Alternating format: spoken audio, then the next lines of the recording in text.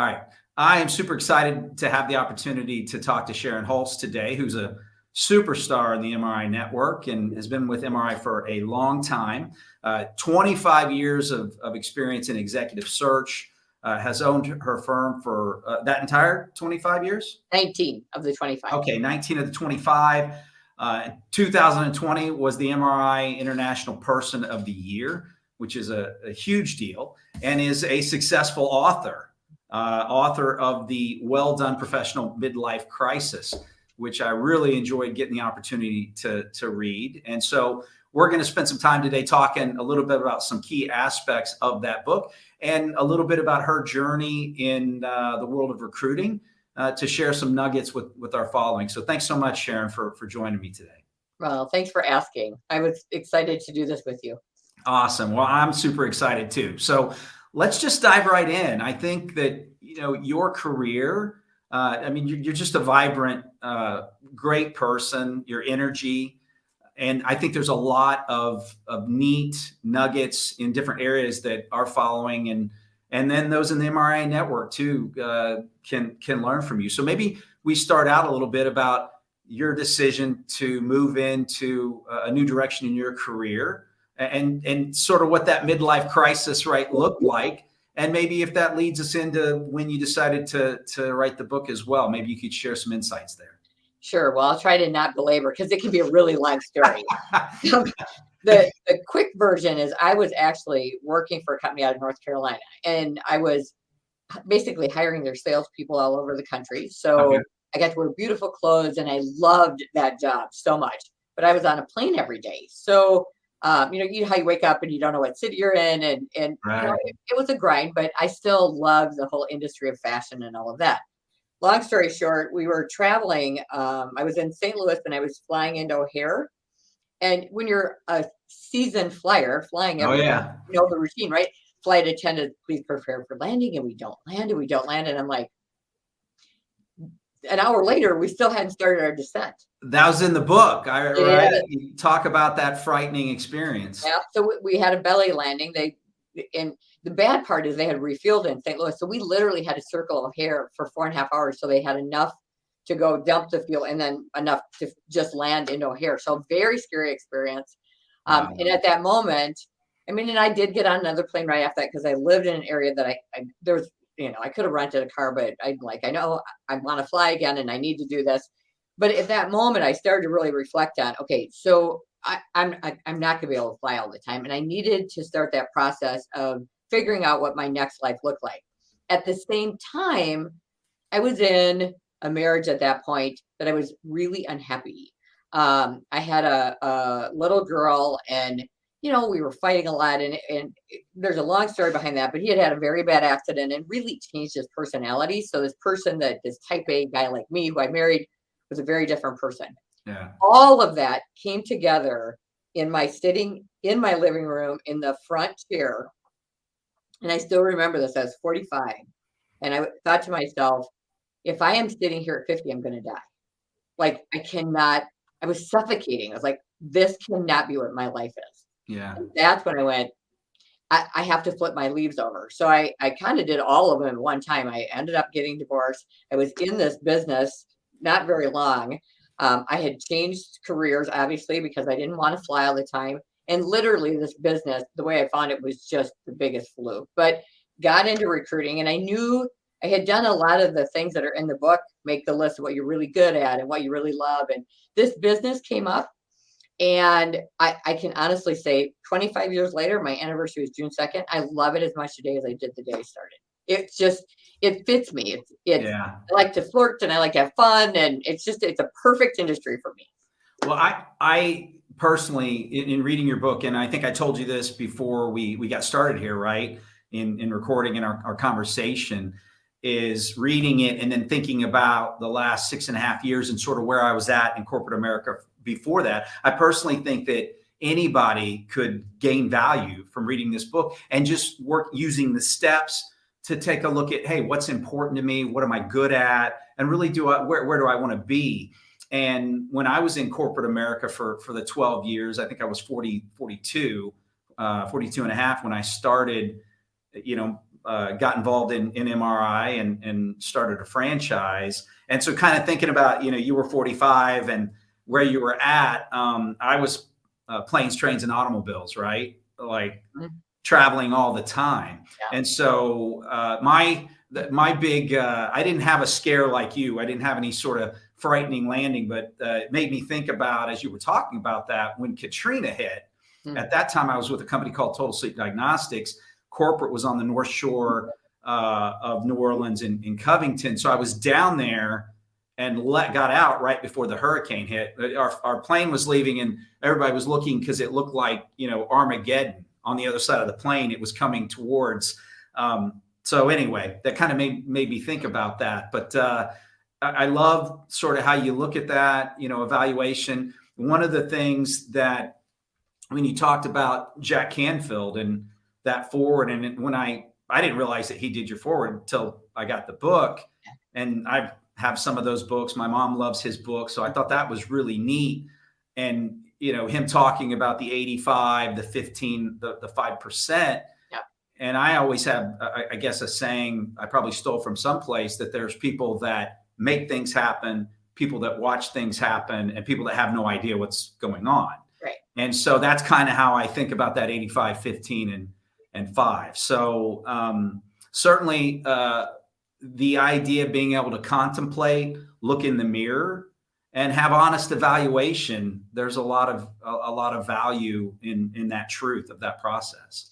The book idea really came as, I don't know, maybe call it lazy. That sounds terrible, but consistently, 25 years I've done this.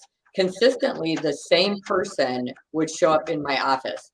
They would say the same thing. They looked absolutely bewildered, and they would say, I'm really good at what I do and I make great money and I don't love it anymore. And I don't know what to do about that. And that's a really difficult thing when you are the breadwinner. It's a really difficult thing when it's all is that industry. There's all these emotions that go with, and quite frankly, guilt, the family guilt, the responsibility guilt, all those things that go with, I'm the one who carries the load, but I'm so unhappy. And there's this evolution that happens in your career. People go, you feel like you're stuck. Yeah, well, and they love what they do, right? Early on in your career, you're innovating and you're learning and all of that. And then as time goes on, I'm sorry, my printer's going off. And then what happens as time goes on, you end up with this. I'm sitting in meetings. I'm no longer engaged in anything that's new. It's repetitious. Yes. And you're problem solving. And that's what your career has become, meetings and problem solving. And it's no longer, it just doesn't speak to your soul anymore. And we see that, and there's a lot of things that can happen, but that's kind of the consistent thing. But then there's also a lot too that has to do with, you turning 50 and all these like life things that happen. You go, crap, I'm 50. When I turned 50, I remember thinking, all right, if I don't reinvent myself in this business, I will be bored, which is how we started doing some of the value-added services we do. No, that's fantastic. Well, let's talk about, in terms of, I think it's chapter 2 or chapter 3, but the purpose and the vision list. Yeah. And in terms of putting together a business plan and joining MRI, a lot of that's been a part of the pathway of the process. And I think it's so important, but I kind of enjoyed using your worksheet and going through and doing those and seeing, what that looked like now. Was there anything I would change, and sort of comparing the next steps, right, over the next 2 to 5 years. But maybe speak to that a little bit in terms of how somebody should look at that and evaluate that, because I think that piece in the book's really important. Yeah, I think so. We all have what we would call a bucket list, right? So I want to go, I want to go to Dubai. I want to do, and so we all have these things that we want to accomplish.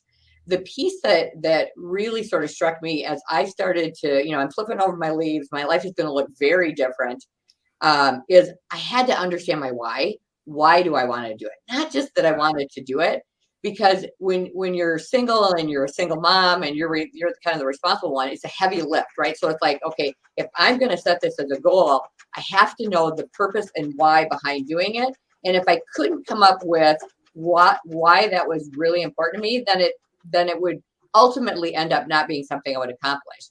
So when I Right. did my list, I did the list first, and then I went through and I did, here's the purpose of why I would do that. And I surprisingly, most of my list, the first time I did it, was somebody else's list. I'm doing this Right. for my daughter. I'm doing this for, you know, all these people. And I thought, what are you doing that speaks to you? And Right. that's where you start to have fulfillment in life and you start to have fulfillment in your career. So that first part of the book is just for people to sort of, I call it stop, drop, and roll and go, okay, if I'm going to make me happy, this is what I'm going to do. And this is the why I'm going to do it. Because if you know your why, you'll get it done. Absolutely. And that's another piece that really resonated with me. Extraordinary, not ordinary, right?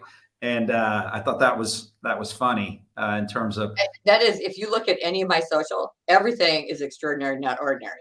And right you know a story behind how that started. So I hate working out. working out. Oh my God. But I do it because A, I'm an old mom, B, I like to stay fit. So every morning when my alarm goes off at 4, I say it 3 times: extraordinary, not ordinary, extraordinary, not ordinary, extraordinary. And it makes me get out of bed. Otherwise, I'd be like, nope, not doing it. And See, I would I'm be in bed. I am weird because I love to work out and Oh, I like it. okay, Just gives me you are a weird. whole lot more energy. But I have enjoyed since I read the book a couple times, getting up and thinking and going, oh, extraordinary, not ordinary, because I want to be cool like Sharon. And but Yeah, we need to get you a life here. Cool like but me. I just thought that was awesome.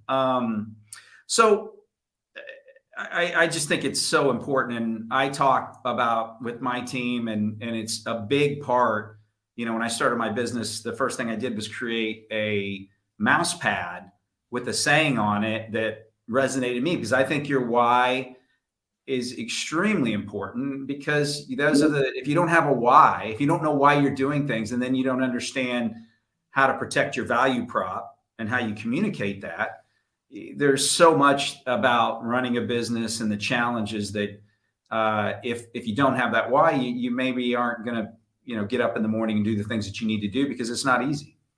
One of the ahas that I had, and it was when, so I worked for another MRI office, and I ultimately bought my desk. He was close to retirement, and for whatever reason, he didn't want to sell it. And I have my philosophy on why he didn't want to sell it to me, but I was like 95% of his volume. I mean, I was Oh wow, his I don't think I performer. realized Yeah, that. I was his performer.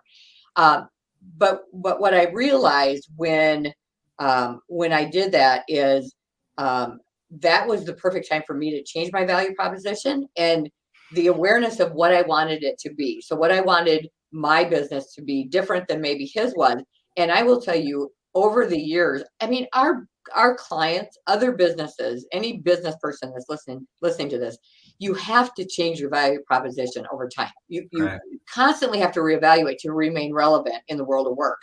So for me, I went and I said, I called my top 3 customers. I still remember this. And I said, you have changed your value proposition all the time that we've worked together. I'm now changing mine. So if you want to work with me, I now am charging ahead in order for you to work with me because I'm pretty good at what I do. And I know you know that. And my top 3 customers said, well, that's great. I'm glad you're changing value proposition and we're not going to pay money up front. Within 3 months, they all 3 came back. And to this day, 20 some years later, they're still my biggest customers. But it was having that, I guess, confidence, courage to say, I have to reinvent myself too. I have to Mhm. always be looking at my value proposition and is it relevant? And is it of value to other people, not just to me, but of other people, and the process I use to make my value proposition relevant. I love that. I think that's so smart. And if you're not looking in the mirror and you're not evaluating not only what's going on in the industry, the marketplace, and relevant to talent, your industry, but if you're not looking to reinvent yourself, you're going to get passed up by others, and it's going to get stale as well. It's as you said earlier, right? It's not going to stay enjoyable. It's not going to be exciting if you don't continue to evolve. People will definitely slide. And I'm doing a lot of speaking right now on this. I said there's, we have the great resignation, right? And there's no doubt that that's a real thing. And the changing of COVID, what it did to the workplace and hybrid and remote and all of those things. I mean, we're all challenged by that. But Right. there's this whole other contingency of people who are between 45 and 55 who are worn out, have only been solving problems, and they're trying to figure out, how do I get out of this professional midlife crisis and love what I do again? And my whole thing is, you don't have to leave your current employment to make that happen, but you do have to figure out, how do you reinvent yourself, and that by reinventing yourself, that's a value to your employer. Because if you can Hmm. tell why that makes sense for your employer and that that's a really good thing, you can put together a business case for why you doing something different makes sense for them. It's a win-win for everybody all the way around. There's a chapter in the book. So there's a couple different things that I thought about as you just discussed that. First of all, in terms of what's that look like, and you don't have to leave your employer. One of the examples you used was something, and I don't remember specifically what it was in your business, where somebody came, had an idea, and you were like, okay, well, go ahead and execute on that, put something together, let's see what that looks like. And they did that, which reinvigorated them, brought benefit to your business. And somebody else on your team was like, well, why do they get to do that? Mhm. Right. So that, and maybe you want to expound on that. But the other piece about you talking about that, I always talk about reactivity versus proactivity. Mhm. Right. And I try to live my life in a proactive manner. I want our business to all be based on proactivity. What are your principles? What do you stand for? Then based on that, you put in your processes, your goals, and then you live according to those, right? It doesn't matter that day whether how you feel or if somebody hurt your feelings, right? It's reactionary. And I thought in terms of that chapter, and what was so smart about sort of the process as you walk through it, is because the positive way of what you're describing and how people determine what that is it's all proactivity, because a lot of those aspects of why people are unhappy, they got passed up for that promotion, Mhm. or they're not getting to do this, or their job has turned into, the red tape, and they're Mhm. not as happy. A lot of that based on feelings, hurt feelings, not being happy, is more reactionary versus you sharing and showing, hey, take that, put that to the side, focus on what you want to do, and be proactive about whether that's going to your employer and saying, hey, how do we rediscover what I could do to bring additional value? Or maybe that's going to start your own business, or whatever that is, but it's all proactivity. Well, and all of those options are in the book. Everything from being an entrepreneur to staying within your organization, or going out. The reality is, when you get to be the age that's really relevant, when people start to have this thought about, I want to reinvent myself, is you make the most money in the things you know the most, right? So Right. so if you've been in an industry for a long time, if you go to an industry where you're not as knowledgeable, it's hard for them to compensate you in the way that you've been compensated. But every company has issues, challenges, and problems, and they have gaps in their business that Right. they might not even see. You have all this knowledge, you've been in the business, so there's this whole reflection piece of, are there gaps in the business that you could come up with something? I'll give you an example. I had a friend that she worked for a paper company, in printing, and they had this sidebar part of their business where they had been doing some encapsulizing of, for example, what goes into a Tide Pod, the fragrance, that kind of stuff. So they were trying to reinvent themselves, because paper, I mean, we live in Paper Valley, and that industry was really taking a hit. Old school, everything's going digitized, right? So they were starting Right. to, and they were like, we're just going to let it go. So she actually puts together a business plan for this business. She becomes the leader of the business, and they're like, fine, you try it. We've already decided that it is not going to work. You try it. Not only did she make it work, they got bought out. They just sold. She became the one of the largest shareholders. They just sold that company for $900 million. Wow. I think that was gutsy of her to say, I'll try it. And I tell, even my daughter's 21. I say, the people who win in any company are the ones who raise their hand and say, I don't necessarily know, but I will try. So to your Absolutely. point, that proactive approach of, I have the knowledge. I'm not going to have all the answers, but I am willing to go through, and I will figure it out, and I'll put together people that maybe they're smarter in certain aspects, but I'll put together people that we can make this thing at least give it a good run and that it would work. And it's really thinking about going back to your passions, and then you have to make a business case. I always tell people, you can't just go to your boss and say, I'm not happy. You might get fired. Right. Or they might say, you know what, I had this happen to a guy. He said, I'm not happy being the vice president of sales. I said, okay. And he said, I've just done it for so long. I've been in that role for 15 years and I'm bored out of my gourd. I said, great. So what did you do? And he said, well, I went to my boss and I said, I don't want to be VP of sales anymore. And she went, yeah, I can see that, but you're really good at it. So we kind of need you to stay there. I said, Tim, would it have been better if you would have went, okay, so here's what we're going to do.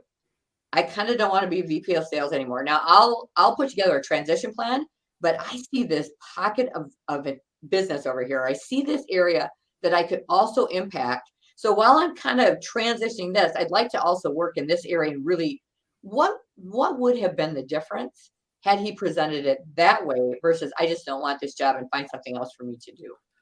The solution, a bridge that brings value, is a completely different paradigm shift He in ended how up that's getting fired 6 months later. perceived. After 15 years in that career, he ended up getting fired because she had said no. He became belligerent and ended up, it just wasn't working. So she said, we're just going to have to go a different way. So it's really, and I always tell people, you have to give some thought to, you can't just say, I don't like it. I don't like, but here's what I do like. Here's where I add the value. And I'm always thinking even about, I mean, you're in the same business I am. I'm always thinking about if I was sitting in my client seat and I was me coming in, what are the things that I would want you to say, here's how I'm going to help you solve your problems. And it isn't just got a guy, want a guy. It's not, I mean, what we do is search, but a lot of people do search. Right. What are the things, what's that ability to walk through the plant and watch how people react to the leader, that it's an intuitive knowing of what people say that without them having to say it. There's so many things that you can say, and here's why we're good at what we do. And then here's how we're going to help you solve your problems. And if you show them that, it's no different than any other business. You just add a lot more value. Yeah, I kind of think about what you just talked about, because the idea of, okay, we need this position, job description, what are the top skills? And my perception is that people miss out on talent all the time because they're focused on just a job description or a particular resume in terms of, versus, well, what do I need the person to do in this position? What other areas are there for opportunities to grow? And what other skill sets that we don't have might bring value? Because if you're open to talent and crossover talent and then areas of growth, it's not just about a job description. So the better you understand where they're at and where they want to go to, and then what potential value adds there could be, now you really could do something special in terms of bringing the right talent to that company. I have 2 questions I ask every client, and I ask every candidate that I would present to that client. The first one is, and this is, I'll do a client, but you can also see how it'd be relevant to the candidate. If we're sitting here a year from now and you go, damn girl, that was like the best hire ever. Yeah. What did the person do? And same thing to the candidate. If you love your next position, what is it that you would do in that first year that would jazz your soul? Like bleed passion and energy back into what you do.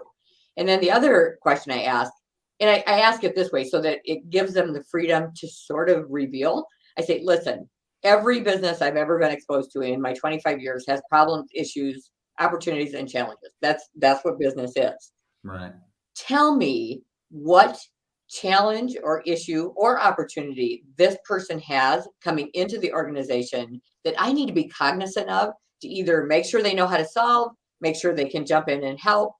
And then with the candidate, I say, all right, if a company's having issues with XYZ, how would you approach it? I mean, those are the things that I think really make a marriage of a work marriage work, because people are in alignment here and here. Right. People get jobs because of here, but they lose them because of here. They don't align with the heartbeat of the organization. And fundamentally, they don't match because their values aren't in alignment with what needs to happen. I think that's so smart and true what you just said. And when you think about being in corporate America or any company, right, the mission statement, I think a lot of places people don't even know what that is. There's just pretty plaques on the wall. I mean, everybody went through the exercise when Stephen Covey came out. Oh, we need to have a mission and vision statement. And they created their statements and they put them on the wall, and they never revisited the behaviors behind those words. Right. It's the behaviors behind the words that get companies and people in trouble. It's not the words, because like you said, most people don't even remember what they are, and new employers or new employees are not onboarded with the purpose of those words. Yeah. And oftentimes, even in putting them together, you get these long multi-sentence scenarios that make up the mission statement. I think it should tie into what your why is, and you should be able to explain what your why is specifically in terms of what you do for work or business, and then how that ties into your family. It should segue to that. And that's what we talk about in my office all the time is, hey, this is our why. And you should be able to share that with a candidate, a client. And then I want to know what your why is and how your why relates into the business why, because like you said, it's emotional. And if people buy into that and believe into that, they're more likely, I think, to be more productive and to be happier. Yeah. And the whole book, I mean, and it says it in the beginning, and it's through the whole thing. The whole purpose is to get people happy, because nothing's worse than to have work be a drain. And like our job, sometimes it's a grind. But at the end of the day, when you have someone and they say, you know what, you impacted my family. I still remember.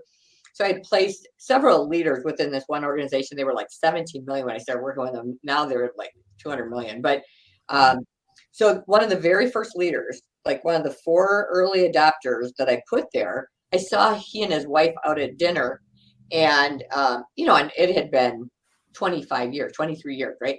And I walk in, he goes, "We're celebrating you." And I go, "Yeah, okay, whatever." I remember reading this. We really are. He said, "Today I announced," and he was 54 years old. He said, "Today I announced that I'm retiring because of you. I can." He said, "Sharon, you believed in me when I didn't believe in me. And you told me that I could do this job. And if it wouldn't have been for you saying, 'Jim, you've got this. You have the skill set, you have the knowledge, you have the right stuff to take this on. I know it's a bigger job, but you have the right stuff. Embrace the opportunity and go for it.'" He said, "I'd have never been here." He said, "I would be working 10 more years at least." So that was super cool. And that's what we do, why we do what we do. Absolutely. And I think what's exciting about that, and you have credibility, right? You've worked hard and you've got great experiences that give you credibility, but then you have high integrity. And because of that honesty and transparency that follows the high integrity, it gives you an opportunity to bring people value and to maybe see things that they miss themselves. Yeah. I think that's there's good and bad people in every industry. And there are people Right. within our industry that drive me crazy, because it's all about the placement and it's not about people's lives. And I think, like you, myself, and many of our friends within the network, we just look at it from a very different lens. And people laugh when I say this, but I tell every candidate this. I go, "Mama doesn't need new shoes bad enough to put you in a bad job." Right. I said, "You know what? If it isn't right for you, at any time, you just tell me this is not feeling right, because it is your life and it's your career." And quite frankly, a good hire is significant for or for a good company, but a bad hire is significant as well on the other side of the equation. So when you get someone who takes that seriously, like I do, and a lot of our colleagues, it can be pretty amazing when you look back. I look back on my 25 years, and the people that you feel like that was, I mean, it has made a tremendous difference in the lives of not only the lifespan of the corporation, but also just the life of the individual that you were able to touch. Absolutely. I say this all the time, like a broken record. Every time you interact with somebody, you either gain credibility or you lose it. And, I sound like a broken record, how many candidates I've spoken to today, but our offer acceptance rates average 91% since 2015. And I tell people that's the first thing I share with them. And then hey, my goal is to understand your experience and what your career objectives are, what your dreams are relevant to your career objectives, because then I can share the right opportunities. It's your career. It's not mine. But if I can act as an agent, share enough information, and then maybe some strategic direction based on what's going on in the marketplace, you'll figure out whether it's the right place for you by looking under the hood and having the conversations. Right. And then hopefully I can be a great agent to manage that process for you, communicate, share, prep scenarios, and then help on the negotiation end as well. Yeah, exactly. So let's step away for a second from the book and talk about kind of what we do day in and day out. In the time frame that I've been doing this, I honestly have yet to have one person get an offer or get a position that didn't take the interview prep serious, that didn't take the preparation piece serious. It's really kind of amazing, and that's an area that we really try to bring to differentiate and bring value. And I tell people all the time, it's kind of self-serving. Like, I certainly want to help you from the same standpoint. Like, if the position is relevant and there's value there, there's going to be 2, 3, 4 candidates have the right skills, the right experience that are going to be interested. And the difference between who gets that offer and who places third or fourth, if it were a letter grade, could be the difference between like a 98.5% and a 96. Mm-hmm. They're all A's, right? So with that thought in mind, could you maybe share how you guys handle the preparation process, or maybe some key nuggets that people that are in the interview process exploring opportunities should think about? So it's interesting. I have, and again, I think a lot of your style evolved over the years. So I've been doing this a long time. When I very first started, I probably prepped them almost too much. Okay. I was leading people into roles that maybe they weren't even as qualified for, because I gave them, in essence, the answers. Like, here's what the employer is going to really like. And so now, instead of, when I prep the candidate, I just prep them on the story. I tell them, here's what I love about this organization, and I tell them the heart part of the organization. I don't really tell them. I mean, I would hope that they've looked at the website and they know, technically what the company does. And again, we work pretty tight industry, so do their research, right? Right, at least do your research. But what I talk about is I tell the stories of why I love the organization, and usually they're things that either the leader has done in the community, or they're to give them a sense of the heart. At that point, then I'll talk a little bit about just some of the things that I think are important for them to ask. One of my favorite questions is always around after a year, what does success look like for you? I want to make sure that my skill matches what success looks like for you. And the area that most candidates miss when I'm prepping a candidate is they really miss understanding the values of the organization. So I try to prep them on questions that will get at, who fits you. And I always tell them to ask this of the leader. So values of an organization are driven from the top down, good or bad. So you can have a fabulous leader with a people-centric culture, and he drives that into the organization. You can have just the opposite, and that's driven in as well. Typically, there's a layer in that kind of organization. There's a layer where people protect those underneath, so they don't all go. But this layer is pretty beat up, right? Because that tyrant is pushing down in. Right. Again, there's somebody for everybody. So my job is not to judge, because there's somebody for everybody, and every person finds an organization that fits them. But for me, I want them to know what that is. So I give them some questions that I utilize. And, even the young kids, my daughter, when she goes out, is what is most important to you? If you had to force rank values like courage, business acumen, ability to see, around corners, there are all these different things. From a business perspective, what is most important to you? What resonates with you as a good fit in your organization, and what values don't resonate in your organization? And then don't talk, because he who speaks next loses. Yeah. Because what they're going to try to do is say, well, what's important to you? And I would say, I do have some things that are important to me, but I really want to know what you're looking for. Yep. You just don't let them flip it on you because they like to. You can learn so much, and that's where when candidates don't do that, when they don't prep for those questions, they end up making a quick choice because they like someone. Right. And when I think back on my own personal bad hires, I liked the person as a person, but I didn't dig into any of the other stuff. And over time I've gotten, so I figured out that that's a bad idea. Now, I think that's so smart because there are certain things that the client, the employers do that from a process standpoint. Like, do you want to hire somebody that is a part of your club, or do they bring specific value Mhm. to the position that you need so that your company runs better and has Well, more success and brings more value to your clients?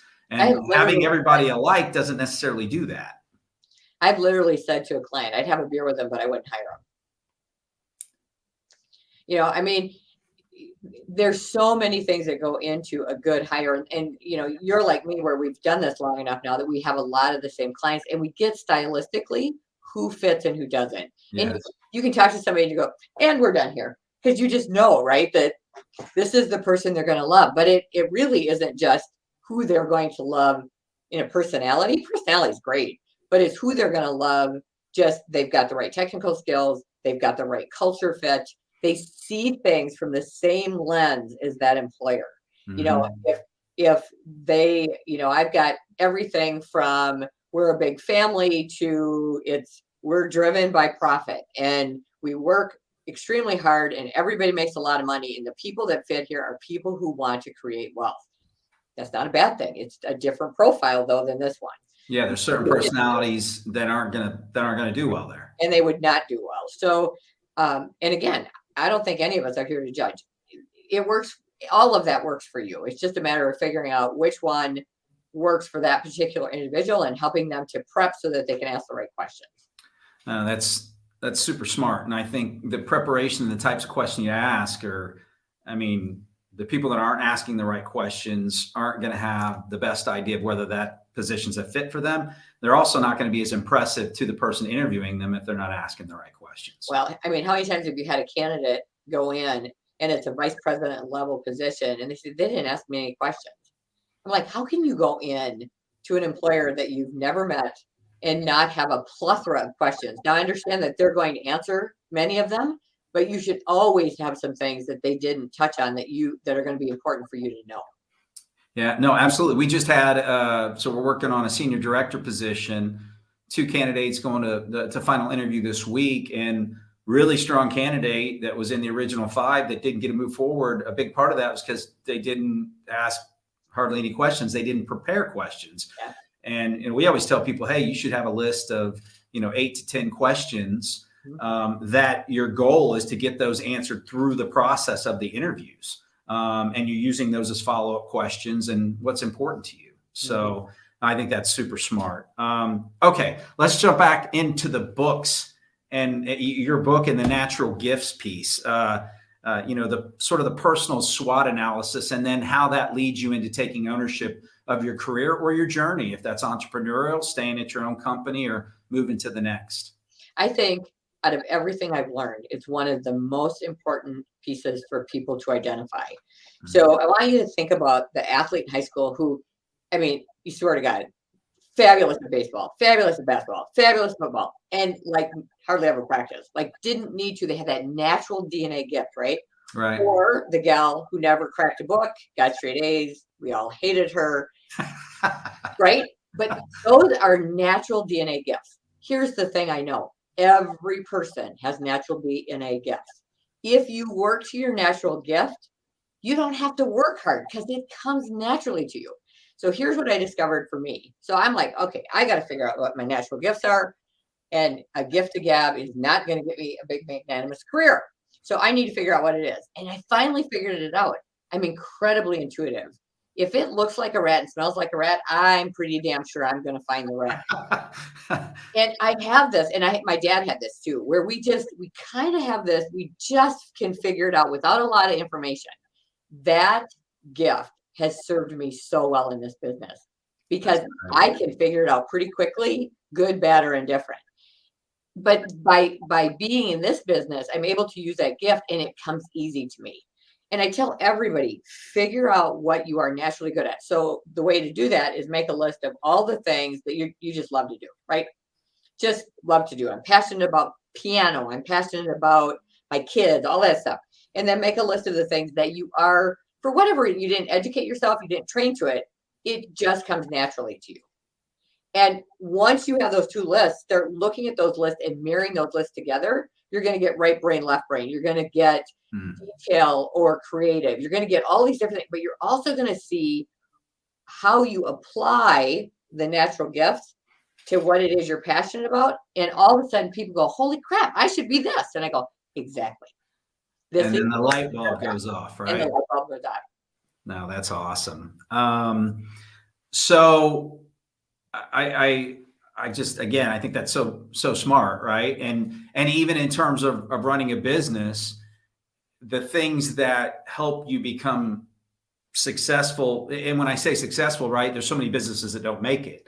So the ability that allows you to stay in business, to be successful, those same skills as an entrepreneur are not the skills that can allow you to scale, because you got to figure out, put the right people in the right seats and surround yourself with people that do things that complement what you do well, and that keep you away from the things that you don't do as well.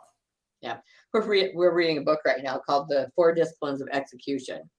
And the very first part of the book is about how strategy is fairly easy for corporations. And if you think about it, we all have a strategic plan. It's the execution piece. And it really comes down to, and I read the first chapter and I went, I now have figured out why ERG is stuck on our growth. I said, we got to go past B, because I have this defined way of how, things should be done. And I said, when I get outside my own paradigm, we'll continue to grow. And I think that it is this constant self-awareness of, how do I get out of my team's way? How do I even get out of my own way and start looking at things from, and again, we still have to have rules of engagement and all that, but it's getting outside your own head and going, you know what, we can try things in many ways and still be successful. But the bottom line is, we can have the strategy, but we better learn how to execute, and we better learn how to do it in a way that's going to be relevant, and it's going to mean something not just to us, but to other people, so that we can grow the business. And when I read that, I just started laughing. I go, oh, where was this book like 20 years ago when I was getting ready to start this company? That's one of the things I love about, like, whatever you want to call it, owner to owner, your peer groups, Pinnacle, having others that you can talk to, share experiences with, what's worked, what hasn't worked.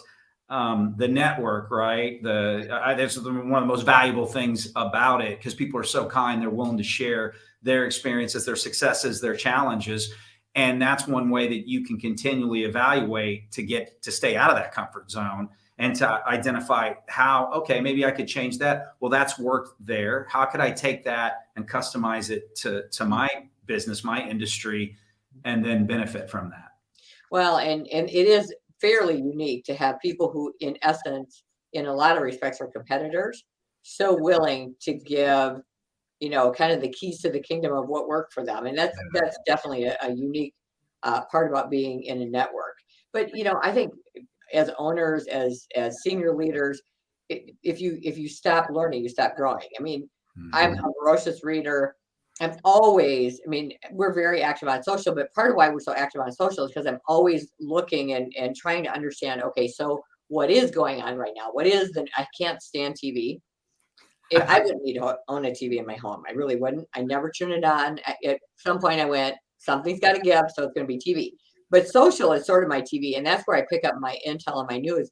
And I really believe that if I didn't have that, there'd be so many times when I wouldn't be relevant to what is exactly going on in our world, in the world of work, in the millennial, baby boomer, Gen X. I mean, all of those things that are going on in our world right now.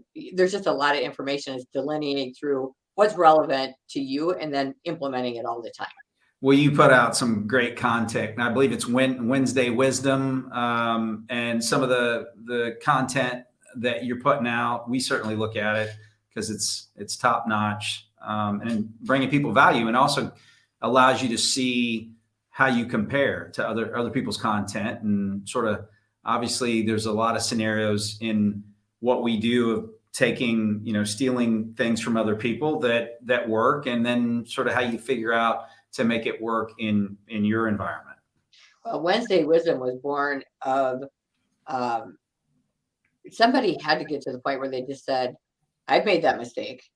And here was my thought process around, or I'm just feeling overwhelmed, and here's what I've done about that. And everybody wants and we want it to be really positive and keep it upbeat, and that you've got this and you can do it.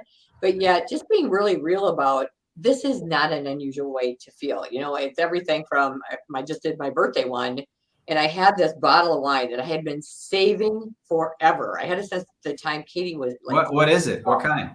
it was a signature Camus, and the guy from Camus actually signed it. So, here I have this bottle of wine. She's now going to be 22 next month. And I was going to wait till I got married. Well, that I was going to wait till, Katie's graduate. I mean, all these things, like big events. You know what? I decided that life was a big event. And this year on my birthday, not a signature birthday by any means, on my birthday, I opened it. And it was fabulous, by the way. It was just one of those things where I went, why am I waiting for a big event? Why don't I just celebrate today? Yes. And it was just, and one of my friends recently had a car accident, and I don't see her. I graduated from high school with her, and we went to college together. She wrote me a letter, and she said, you were so right when I watched that, because now my life has such different meaning, having had a car accident and surviving that. And the fact that you celebrated that a day, she said, I celebrate every day in a very different way, just knowing that I was able to survive that accident. We never want to arrive, right? We want the journey. And I'm pretty positive you put that point in the book, right? That we never want to arrive. The journey, it's a continual process of growth, learning, and figuring out how to bring other people value. And I think that's one of the really cool things, that there's one chapter section, sort of the workbook piece, where it's like, okay, where are your key points in terms of your goal and where you're trying to get, and then the celebration piece to that. And I just think that's so important. Well, and I think that's the other piece of a well done professional crisis is people get into the grind. They forget to stop midway through getting to the top of the mountain and celebrate the milestones. Yeah. And I think we all get caught up in that. I know I do. It's like one more placement. Let's keep going. We've got to get, to the goal and all of that. And it's remembering that one is just as good as the next one, is just as good as the next one. And it's making sure that, the one thing I really, and I think my team would tell you I do well, is we do try to celebrate everything. We celebrate birthdays. We celebrate all kinds of, and my love language is gifts, which is always an advantage for anybody who knows me, because I love buying presents. But it is fun. And to me, life is meant to be, daughter's first day of school, a daughter's birthday, somebody's wife takes a new job, I send them flowers. I mean, that's what life's about, is just celebrating these different milestones and the things that create a magnanimous life. So a couple of things that kind of popped in my mind as you were talking about that, and enjoying the journey, enjoying the process. And I tell candidates, I literally just told a candidate this morning that has final interviews next week for a position in Arizona, and we'll have 7 interviews. And she's like, I'm excited, but I'm nervous. And, I said to her, hey, you have the exact skill that you need. Great personality, vibrant, real person. And you have the right attitude. You're a great person. So don't forget to enjoy the process. Mm-hmm. Like this is what you wanted to get to. Don't put too much pressure on yourself. You have what you need, you prepare, and then enjoy the process. And I think in terms of what you're talking about, as you go through, not being too focused, you got to have goals, you got to be driven, but at the same time, enjoying the journey. And, that's something we definitely try to do. We'll be having a team event this Friday, and then a team dinner to celebrate hitting goal the month before. And I think enjoying that process, and you got to smell the roses as you go, is is an important part of the process. Yeah. Well, and careers are, it can be, and that's why it's so important to find something that speaks to your soul. Mhm. And it doesn't mean that it isn't a grind sometime. It doesn't mean that you have good days and bad days. That's all. I don't care where you go to work. I've been in front of thousands of companies. I still haven't found the perfect one. When I do, you don't get the job because I'm going to work there. So, but the reality is, it's does what you do like give you energy and passion. And when you get past the point that it does, you either just need to course correct. It doesn't mean you need to throw the baby out with bathwater, but you need to course correct or think about, am I at a place where maybe I am just thinking that maybe doing something different for the last 10 or doing something different for the last 5 would get me excited again. And I can't tell you, I have given away more free books because they'll start talking. I go, here, just go read. Just here, read this. Just read it. Call me when you're done. And they'll go, oh my God. And I go, I know. Been there, done that. I understand. But it takes some time to really think through, because these decisions they're not just significant for you, they're significant for your family. Mm. They can alter retirements, timelines. I mean, they can alter benefits. There's a million things that you've got to think about when you make career decisions. Mhm. Sometimes it involves a relocation, and you got to make sure that not only you but your spouse, your significant other, can duplicate their life that they have where they are. It's thinking through. Johnny loves baseball. Okay, so who's got the best baseball team in that community? I mean, it's all those, and we try to help with all that stuff, because I find that if they find a place where they feel connected and they can start to duplicate that life, they're so happy because the career piece is good. So And that's so smart. And I think when you run into the family, the couples, the professionals that are that career, not say this the right way, but it's a part. The family is a part of what that looks like yeah, in terms of self. It's not a completely separate career that the family deals with, is affected by. No, they're on the same page of why mom or dad does what they do, the value that that career brings out in the world, right, to other people. And then when you make those moves, it's one unit instead of, and everybody's on the same page. And then how that brings value, whether it's baseball or what they want to do in growing up as kids, or whatever the specific thing is. yeah, exactly. And I always tell people, you're not hiring employees, you're hiring people. Right. So they bring all of it with them. They bring their values, they bring how they were raised, they bring their current family. I mean, all of that comes with them. So the more you know about that, the more it helps you to really understand what is important to them. And it just makes for, I mean, that's why we do these long bios, and it's got all their personal stuff in it. And we have the candidate fill it out. But I always tell them, you're not hiring a resume. You're hiring this person who thinks and breathes and eats and changes their mind and does all these things. So we want to make sure that you fall in love with all of them, not just their mind and not just their heart, but all of it. Oh, that's fantastic. We kind of bunched some things together. I think we kind of already talked about the clarity checklist and then setting the celebration points. So we sort of jumped into all of that. What for you? I mean, you sort of lived this journey and then wrote the book about that journey. But what are maybe the top 2 things from writing the book that you learned about yourself, or that you were kind of blessed from going through the process of writing the book, if you will? Yeah. So I think so. The reason I wrote the book was not to make money. People say make money writing a book. Well, okay, whatever. I suppose you can, but that was not the intent of writing the book. The intent of writing the book was I knew exactly how these people felt, because I Mhm. have been there myself, and I have been at a place where I'm like, I can't imagine my life just being this. There's Right. so much more I want out of my life. So I knew I had to make changes, but that trying to get through kind of the drudgery to get to happy. And I love what I do. I love my life right now. I have such a great relationship with my daughter. We have so much fun. And there's all these things, right? To be able to hand it to someone, not have to worry about if they pay the money for the book, but to be able to hand them the book and say, Yeah. this will help. Just read it. And then they call me, 2 weeks later or a month later, whenever they get, and they go, that it's like so much what I needed. To me, that I will tell you that was worth the price of admission on publishing a book. Going through writing a book is not easy, especially when you have like a big job and you run a company, and then you like sort of have to figure out when you're going to get the chapters written. So it was a grind to get it done. It took me 5 years from start to finish to get it done.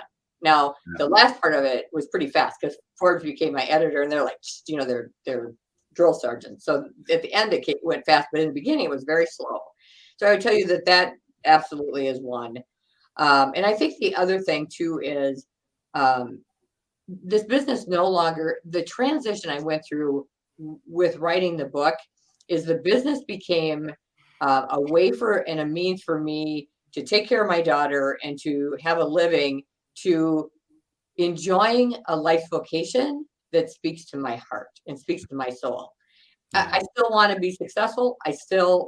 But at the end of the day, I do all our nonprofits pro bono in our community. I've done over 80 of them. We've donated over $5 million in fees to our community. Why do I do that? I don't need to. I do it because I've watched the transformation in our community from an area that had a great for-profit business community, but a lot of people who needed services that weren't getting the help because there wasn't that professional talent in the not-for-profit. So by using our gift and our talent of being able to pick great leaders, people who had done well, who now want to do good, and putting them into these not-for-profits, the amount of services, the amount of just how much more robust our community is over that 19-year period. My first one was 19 years ago. So we've done so many as of late. I got 6 going right now. And that's what happens is when they hear you're free, you get too many. But that to me, that's my legacy. If I was to hit by a bus driving home tonight, my legacy is not the fact that I made good money as a search consultant. My legacy is I helped to transform our community with my gift. I don't think I didn't understand the scale of the pro bono piece. That's incredible. For me, a big part of my why is certainly bringing people value and taking care of my family, but the charities that we support, and then how that influences even more people. So that's really cool. I didn't realize the scale of the pro bono that you do. Well, I love the book, and it was very surreal to read the book and think back of this last 6 years journey, and really kind of thinking if I had stayed in corporate America and where my career was going, I honestly think I would have felt a lot of those things. Right. So it really resonated to me from that standpoint. And then you talking, one of the things, I'm definitely a believer in sort of Joe Molling's philosophy of, bring people value for free and then hide in plain sight.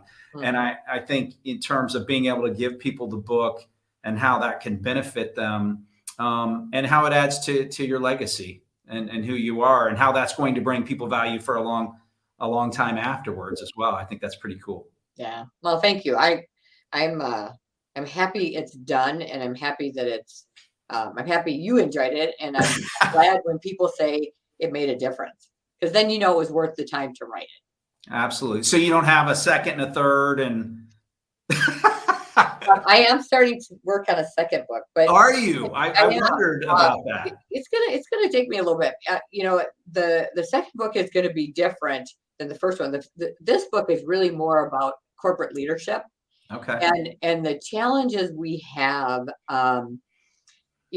So it's everything from replacing Mr. Magnanimous to the getting over our skis, and what do we do when how do we not feel guilty that we don't have all the answers? And there's it's kind of the psychology behind leadership, but from a very raw. The thing about this book is I told my story, and I put it all out there, and that's just who I am. I just lay it out there, and it's kind of this.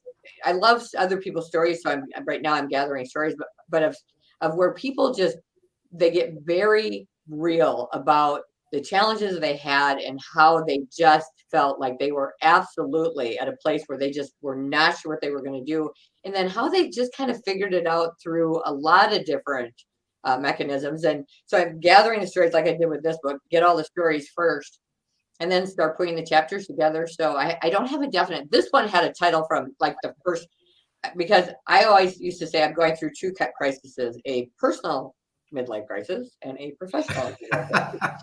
So yeah, so I knew it was going to be a professional midlife crisis, and it was so cute because when I first sent the book to Forbes, they said, "Love the title," and I went, "Okay." Like a real thing, and he goes, "Whether it's a real thing or not, love the title." I went, "Okay." It's true though. And that one of the other things that I really enjoyed about reading the book were the stories of people that you'd helped and through their perspective and sort of how that tied into what you were sharing. I thought that was really cool. Yeah, and those are every single one of them are people that are true, real life people that we went through this journey together. And then, of course, I asked for permission to share their stories, and they would help, kind of write from their reflection, and then myself from my lens. And I love that they were willing to share because it makes it more real when you are reading Yeah. actual accounts of things that have happened with people who are absolutely not fictitious. They are real candidates and real clients throughout the book. So. No, that's fantastic. As we sort of come to the end here, right? I again so appreciate you coming on, sharing your experiences, what sort of got you to write the book, and then I think there's just so much value that can be brought to hopefully the following, the people, our audience, and then yours as well, and it's going to continue. One of the things that I thought was really neat in terms of why you started your business and how I look at my business, my industry, and how we're trying to be different. We're trying to grow. Doing site visits was something that I definitely wanted to do, and I know that was a big part of who you are and how you identify with that client and what's different about them, and really share that value prop. So I thought that was really neat and something you were doing sort of ahead of the industry. Oh So yeah. as we sort of finish up here, and you think about your career and what's changing in the industry, or is there maybe one or two things that you would share that you see coming, or that you've thought about from a recruiting and talent management standpoint? Well, there's no doubt that COVID has changed the world of work, and I think for somebody like myself, it's hard to embrace things that are different. The whole working from home or hybrid model or all of that. Especially a lot of my clients are my age or a little bit older. I mean, Mhm. we've got 5 to 10 years left to work, and we love the interaction and the socialization of everybody being together. So we're Yeah. trying to figure out how do we embrace what the younger generation wants, but yet at the same time feed our own souls with the socialization. The one thing Mhm. I'm a little worried about, and people who know me know I am not a flag waving feminist by any means. I figure we all have equal opportunity. But I am a little bit concerned about female leaders because they did take the lead in a lot of the education of the children. And I feel like they have taken a significant step back in their careers because some of them are not going back into the workplace. They're Yeah. staying home. And I worry about, as female leaders, um, remaining relevant, remaining connected. So I think for me, it's not so much the change, it's how do we make sure that we don't get dinged through the change, whether, I guess, quite frankly, whether you're male or female, and you still stay connected, because that, out of sight, out of mind could be a really real thing if Yeah. we don't pay attention to it. Well, and we've had candidates and we've had positions that we've worked on where people got promoted or took positions, and then the pandemic happened. They reevaluated their careers and then didn't come back to work. Yeah, I know. Um, and so managing that and what that looks like, it's a challenge for sure. Yeah. Well, thank you so much. Well, it's I think you're fantastic, well, and I think you're fantastic too, which is why I said yes.